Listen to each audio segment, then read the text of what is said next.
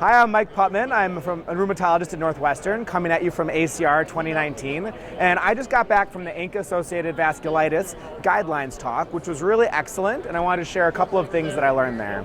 So the first is that they're recommending rituximab over cyclophosphamide for induction of severe ANCA-associated vasculitis. I think a lot of us have been practicing that way, but I wasn't totally sure which direction the guidelines were going to go with that. The next couple things actually relate to the PEXAVAS study, which was a large randomized controlled trial of plasma exchange that also had an arm for low dose or normal dose steroid regimen. And two interesting recommendations come from that study. The first is that they recommend against using plasma exchange for patients with severe ANCA-associated vasculitis. In the trial, it did not look like it was beneficial. There are some cases where I think many of us will still try it, but it's an important thing to know. The second is that they recommended a low-dose steroid regimen as opposed to a higher-dose steroid regimen. The actual protocol is available. I put it out on Twitter.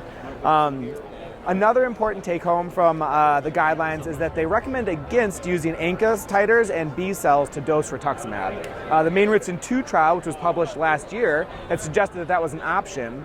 In my opinion, it hadn't entirely excluded the possibility of an increased rate of flares, just because of a power issue. And I have had trouble using this as a practical matter. I think it's hard to get rituximab restarted often if you stop giving it in a scheduled dosing regimen.